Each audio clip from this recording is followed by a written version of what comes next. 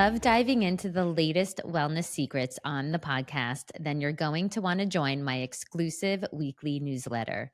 Get insider wellness tips you won't hear anywhere else. Be the first to know about my upcoming fasting workshops because let's be real, fasting is the secret weapon for surviving perimenopause. Access my weekly essentials, tools, and biohacks to help you thrive in midlife. I promise to make it worth your while, straight to the point, no fluff, just powerful tips to help you feel your best every single week. Don't miss out. Sign up now at thewelldrop.com. Let's take your wellness to the next level together.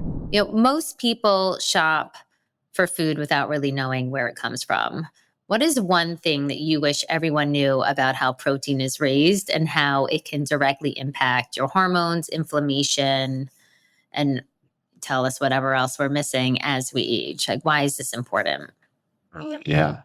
So one of the big things that we're finding through the testing that we're doing is the heavy metals, the mycotoxins, a lot of these inflammatory agents that are showing up in our food supply, and our politics and public speaking. The folks in those arenas are starting to come out and talk about these toxins in our food supply, but they're not telling us what they are or where they are, or farmers or food growers are looking at what we're not doing anything wrong, or are we?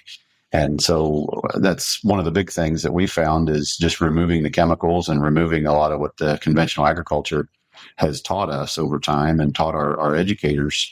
That's the easiest thing we've found is just removing, and going back to nature.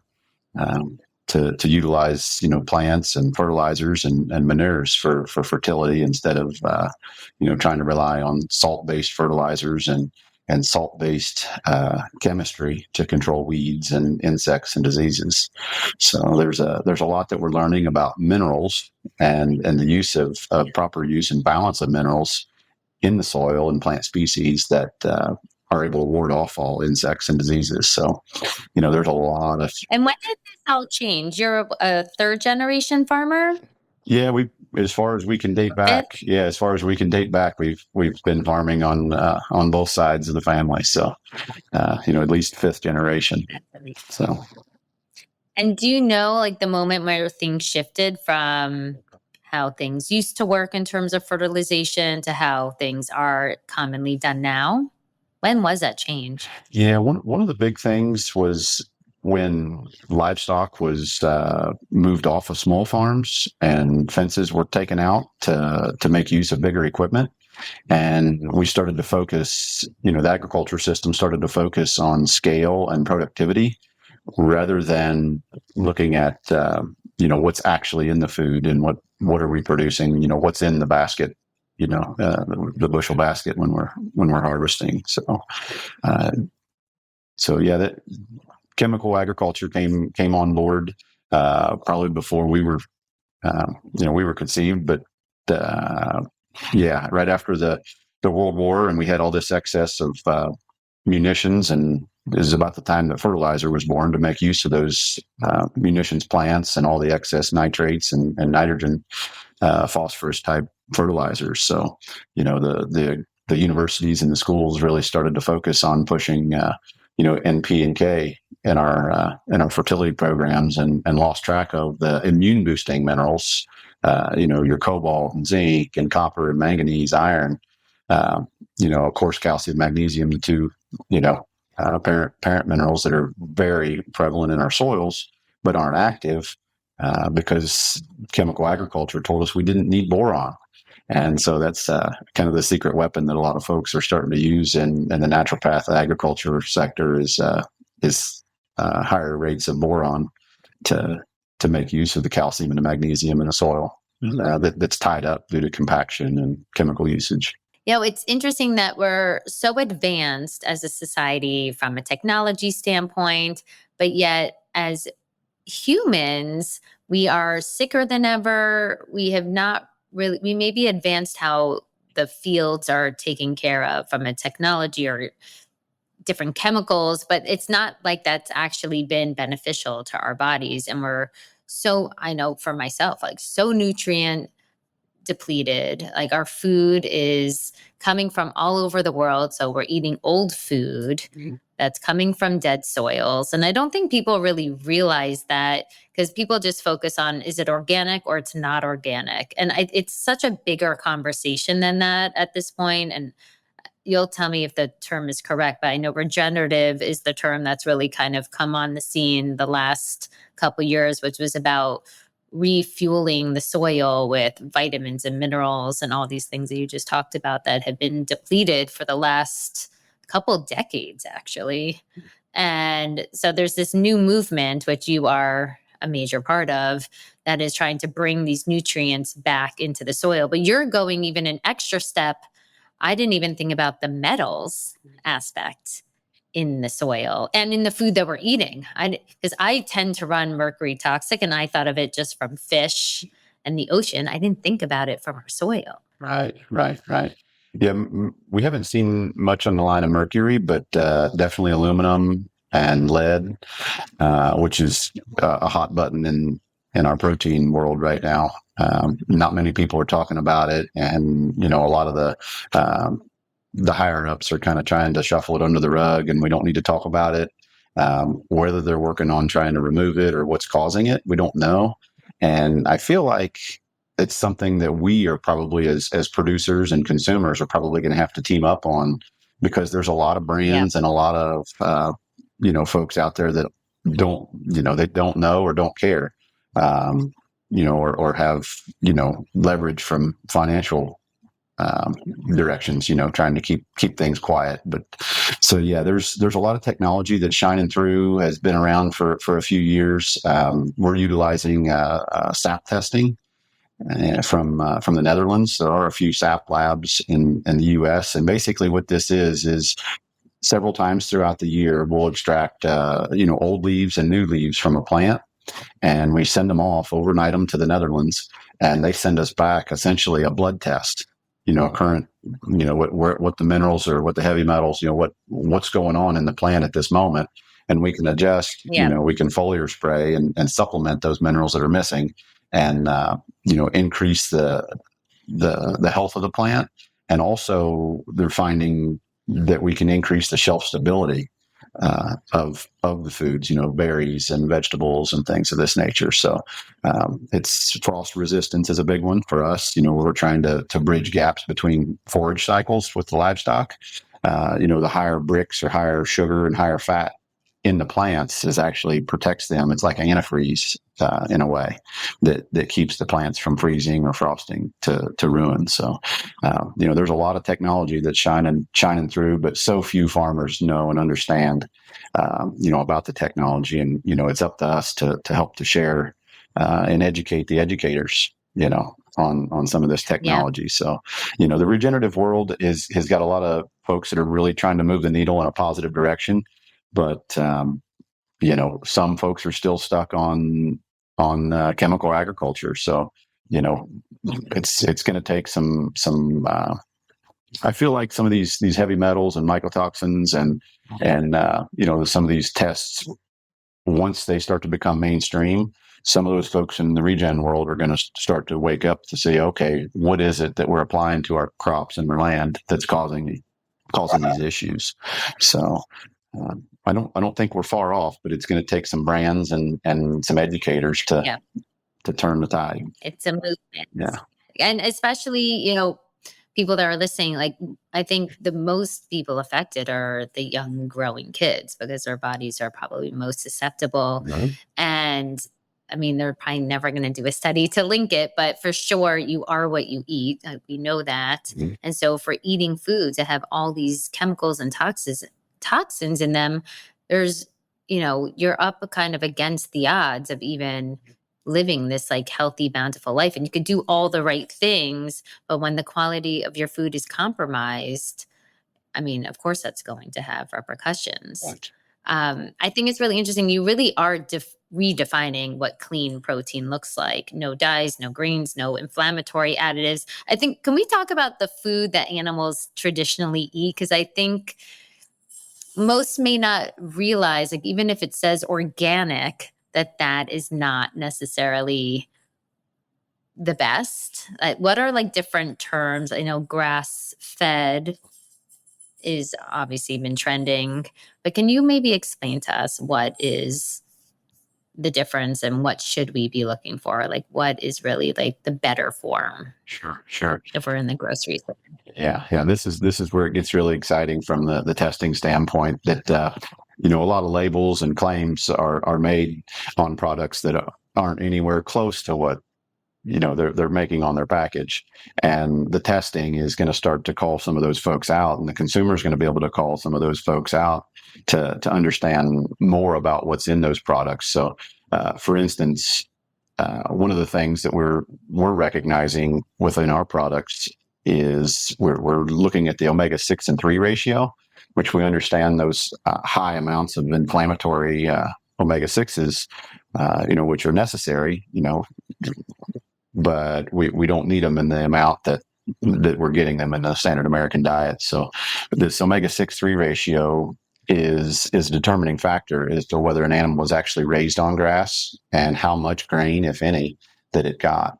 So a conventional grain-fed beef is going to have a ratio of about 6, 7, 8 to 1 on the omega-6-3 ratio, and a grain-fed average is about a 2 to 1. So, and you're going to have animals everywhere in between there. We've been able to drive our pork that has a conventional 36 to 1 ratio, so it's much higher than beef. We were able to drive 6 to 1 ratio by using Wow.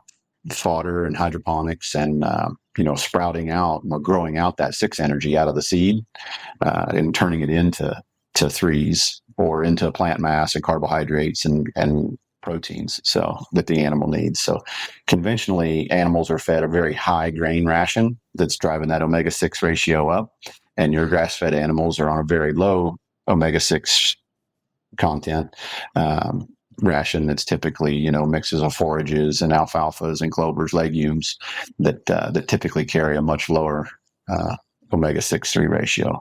Along with that, the fermentation within the cow's gut is able to reduce those omega-6s slightly, which is part of that improvement between a beef and a pork or chicken, which is I think chicken was somewhere in the 18 to 20 to 1.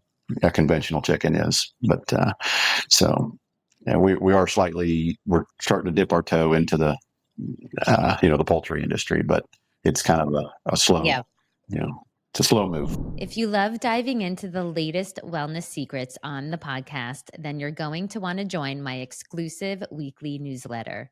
Get insider wellness tips you won't hear anywhere else. Be the first to know about my upcoming fasting workshops because let's be real, fasting is the secret weapon for surviving perimenopause. Access my weekly essentials, tools, and biohacks to help you thrive in midlife. I promise to make it worth your while, straight to the point, no fluff, just powerful tips to help you feel your best every single week. Don't miss out. Sign up now at thewelldrop.com. Let's take your wellness to the next level together. So for most people, that they may not even understand that high omega-6s is inflammatory to their body. And then that's why it actually matters, the ratios that you're talking about. I think most people think about omega-3s for fish oils, I'm guessing. They forget about the omega-6s. So what if someone's in the grocery store, is it more important for them to find something that is grass fed than organic per se? Yeah, that's a very good point. A lot of this is going to revert back to each consumer's microbiome and their gut health and what else they're including what else they're including in their diet. The best thing, if we're gonna go to the best idea, would be to find someone locally, go into the rural neighborhoods and the rural farmers markets, and find someone that'll have a discussion with you and talk through, how they're feeding and what they're feeding and what their fertility practices are.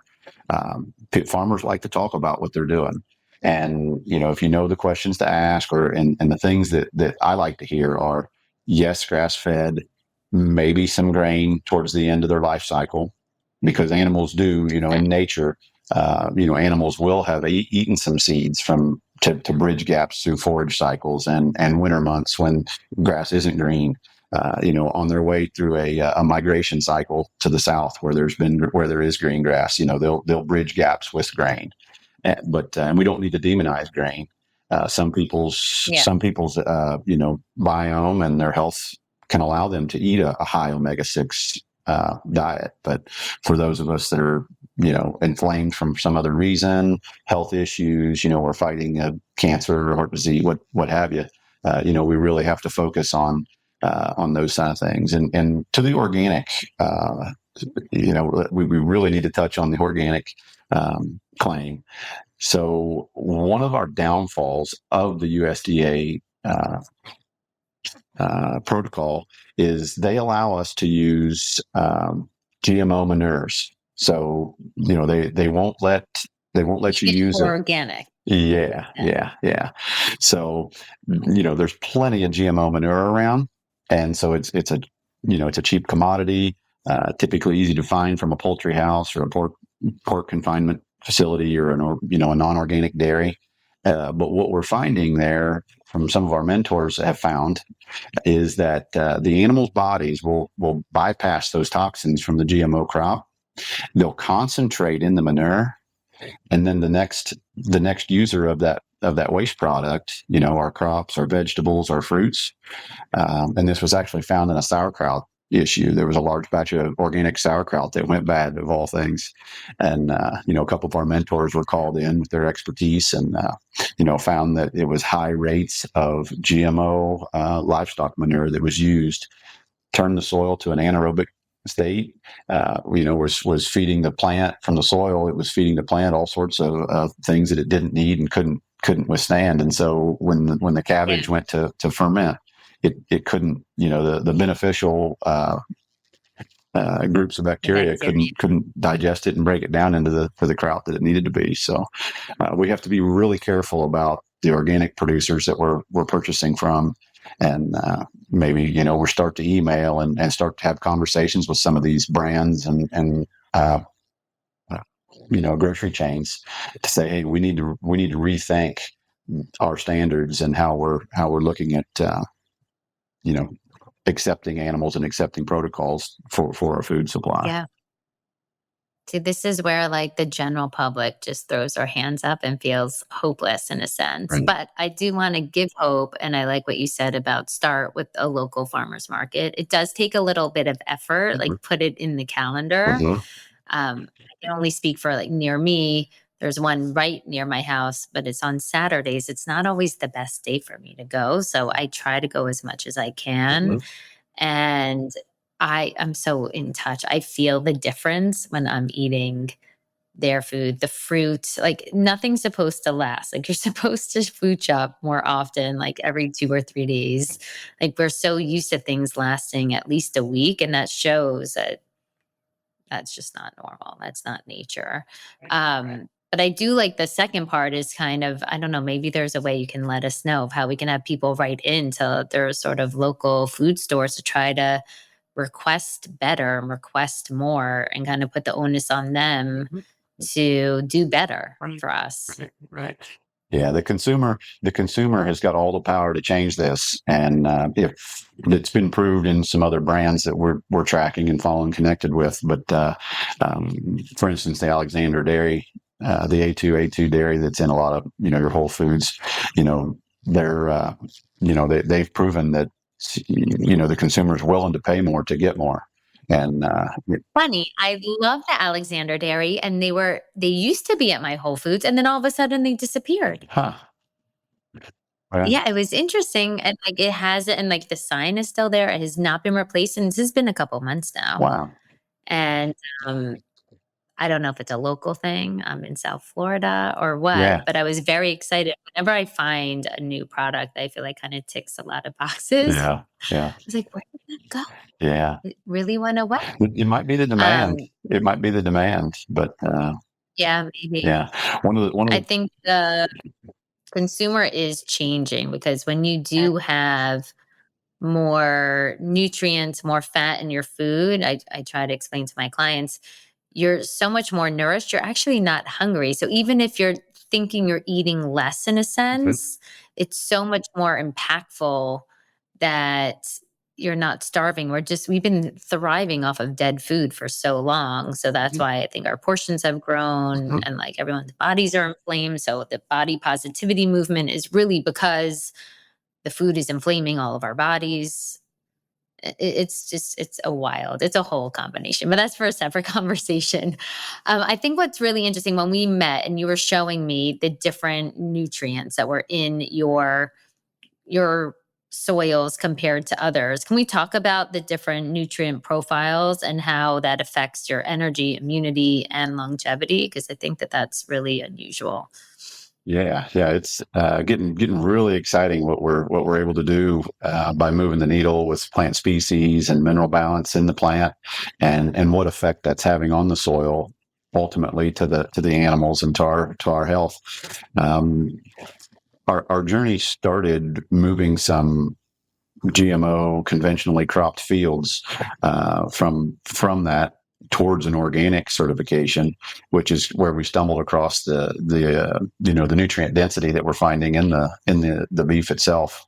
And very quickly we were able to change by adding a little bit of diversity, a little bit of tillage, as a reset. Man, we created these compaction issues in the soil where it was basically anaerobic, and we're able to flip to an aerobic, a breathing soil mechanism that supported life and diversity.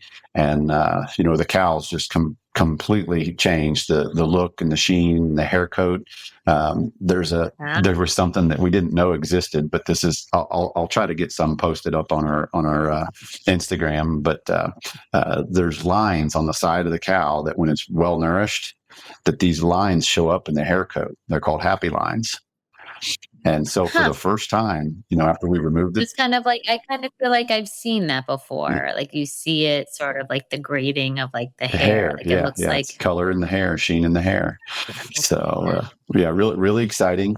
And so what we're finding over time is sort of like a fine wine isn't made quickly overnight. It's a long drawn out process. So these animals that are able to spend more time on those improved forages and seasonal, this is a really big thing that we found is we're able to graze the animals on seasonal, like warm season grasses. And most of our native, we're going to call them native. They're not, they were planted several decades ago, but um, when we rotate the animals across a cool season and a warm season grass or forage, they're able to find peak nutrients and peak times of the year. And these nutrients are starting to stack and build over time in the animal. So, as we're able to take it, conventional beef is raised in 14, 16, 18 months, it's harvested.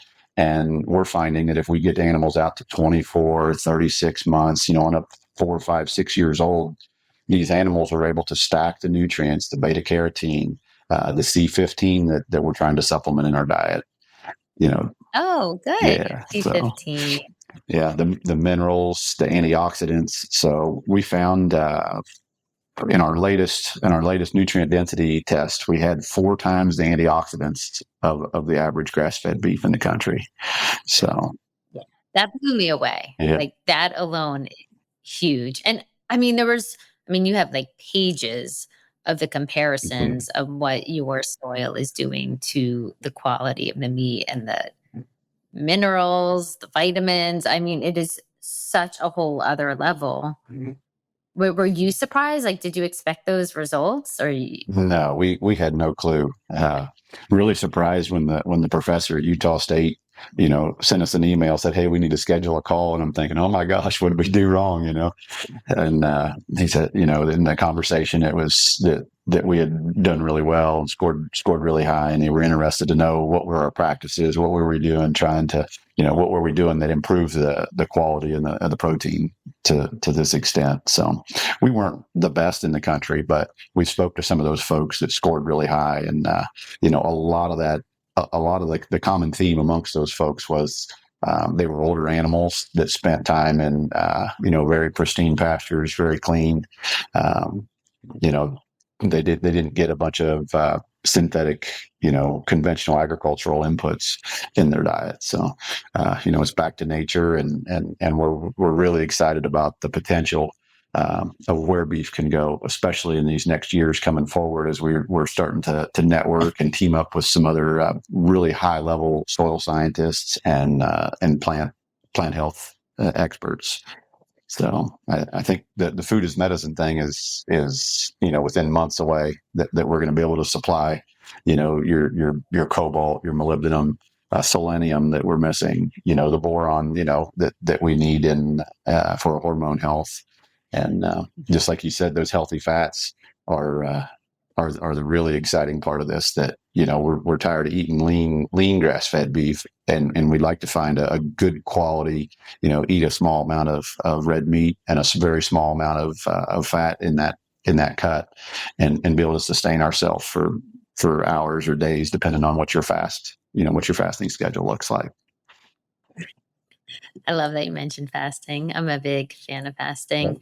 Um, and so for your meals, so the way that I've kind of managed it for my family at home is I order and I just like fill up my freezer with meat because I don't have access to that. At least I'm in South Florida. Like they don't really have that down here. Um, do you guys ship your meat like in the US, Mhm. internationally? Yeah. We've got our family farm, Ripley Cove Farms. We ship frozen on dry ice. We've got a bone broth product that we're shipping as well, an ancestral blend, heart and liver blend, ground mix that's at about a 15 to 20% beneficial fat content. So, yeah, and then we've got our shelf stable snack sticks that also ship across the country, that are shelf stable, don't need dry ice, and kind of more of a snack food type products. So, um, but yeah. Yeah, my kids we're big beef stick fans in our house, Mhm. and that's a staple snack at food because I have a hard time, with the kids' school lunch, you never know, like, is it a good day or a bad day? But at least I know that they'll have some protein to like keep their attention span going and their energy going. Like most kids, I think, go for the carbs naturally, the cookies, the crackers, but that's not going to hold you over. And my kids 100% notice a difference when they eat their beef stick as a snack versus something else. Can you discuss like how your beef sticks are different? Already we know like the quality of the meat is different compared to another maybe organic meat stick, I would say. But also I think you have a fermentation. Is that a specific type of process? You guys, it also has some fermentation in there. What is that? Yeah. The fermentation is old world style preservation method. The USDA wants us to use nitrates and stabilizers and all the everything they're comfortable with, and we try to circumvent that with a cherry powder that is supposed to off gas the nitrates before we consume them, and then we rely on the fermentation culture and the use of just a slight amount of sugars, some naturally occurring in the meat. Which what we're finding there is the fermentation culture consumes the maple syrup powder and the tapioca dextrose that we use, and the natural sugars also that are found in the meat, that we found, people at shows tell us, yeah, constant glucose monitor, look, no spike on your original beef sticks, and the berry flavored ones have got a little bit of a spike. It's like a half a gram of sugar or something, very minimal, but it's a matter of lowering that pH and lowering the water activity. It's a very long, slow, drawn out. It takes us twice as long for these sticks to be made as what it would a normal, snack stick that's more dry and kind of has that leaner taste to it. And that's the exciting part that a lot of kids and people like, is that they've got a softer chew. They're a little more moist. And the other health side effect that we didn't know, that in conversation with Dave Asprey, that he mentioned, was that the fermentation should lower the histamine response, that the natural sugars in the meat. So the folks with the Lyme's and the alpha gal issues, we've been told Yeah. we don't have verified medical evidence, but we've been told that folks with some of those histamine issues can consume this red meat beef stick because of the fermentation process. So Yeah, and a lot of fermentation, like you were mentioning earlier, sauerkraut, it's sort of a lost art in our society. I think it was bigger. I mean, maybe in the 80s. I just can think of pickles, but people were, and sauerkraut on hot dogs. I think that was kind of very Americana, but that's kind of like gone out the door. Like my kids never, I mean, only because I'm making them have some sauerkraut, but they would never see it out there. Like it's not really widely available, I would say, which is just an interesting shift in consumer behavior, but it is affecting our gut microbiomes. I mean, everyone's gut is pretty much a mess Oh yeah, yeah. We've for the most yeah, between the beef sticks, the bone broth, and the Alexander kefir that's on the shelf, I've had some gut issues myself, and was able to turn things around with the combination and cleaning up, getting the sugars. Once we found out, with some of these testing mechanisms, what foods to cut out, and what to supplement with, and it's changed my life drastically. So I love most people obviously they vote with their dollar, but they feel overwhelmed. What would you say to a woman who's trying to feed her family but on a budget? How can she start small and still make a difference for her family and for the planet? yeah, that's back to the farmers market. You're able to negotiate at farmers markets. You get to know.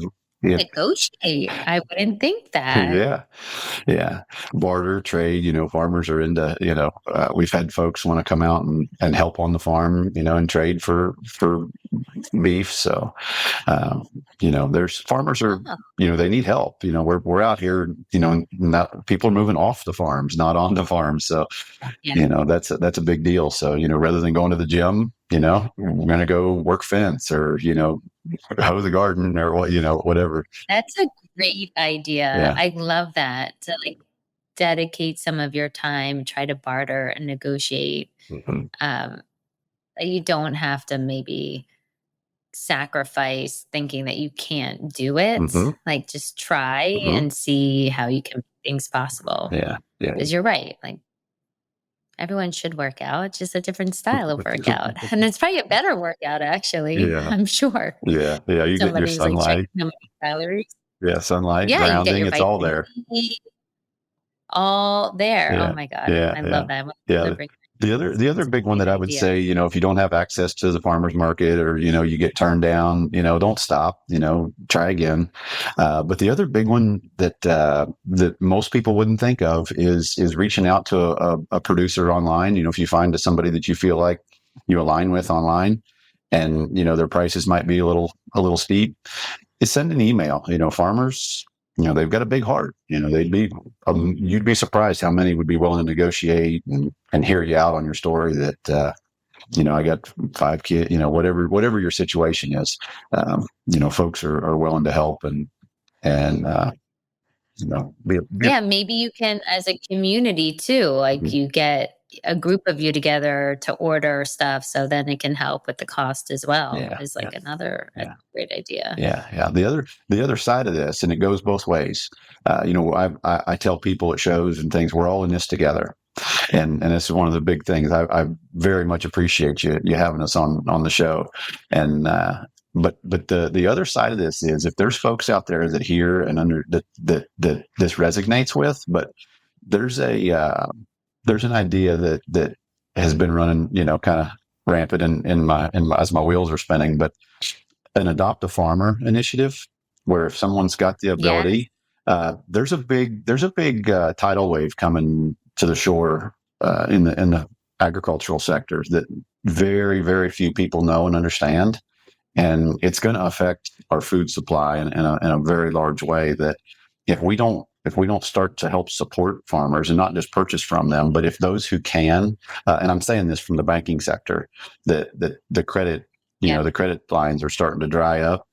Farmers are being pinched on every, farmers, this is a neat thing that few people know. Farmers pay retail for their inputs, for their seed, their fertilizers, their chemistry. They pay retail, but Really? most of them get wholesale for their products. That's surprising. How come you guys don't get wholesale for the Yeah, ingredients? that's part of the big ag issue, right? And big business, It's the yeah, Monsantos of the world, they're going to get full price, and farmers can, if they'll pull together, you can negotiate some prices, but the salesman the consultant has to eat, everybody has to get their piece of the pie.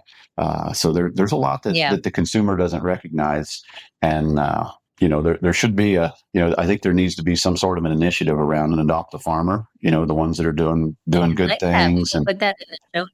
yeah. So that's part of what we're wanting to do with our brand is to help educate the farmers, help to raise the price that they're paid for their product, and find those consumers that are willing to help move the needle and move the food supply in a different direction, because they'll do more. Farmers will absolutely do more, if they're paid to. But if the commodity prices are based on volume and mass production, there's no room for going above and Yeah. beyond with fertility and micronutrients and biologicals. So that's one of the first Well, things that you have to farmers make cut the out. change. Everyone listening today, definitely check out the show notes if you can adopt a farmer. I mean, we want to support, and I thank you for spreading awareness and education. I mean, even when we met, you educated me beyond what I already knew, and we have a ways to go. So we will put a link to Proven Proteins and Ripley Co Farms in the show notes. You can take a look there and learn more about your mission. And we always love to close out our chats by asking, what is one drop of wellness wisdom you'd like to leave with our listeners today?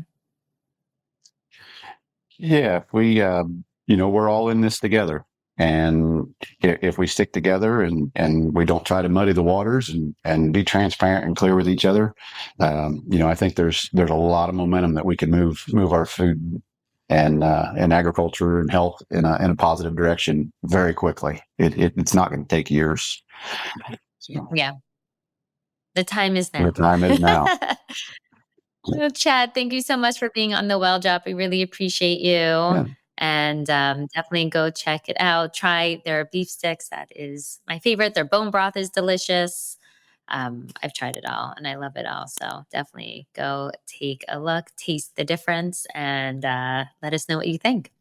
yeah. Thanks for having me, Amber. Thank you.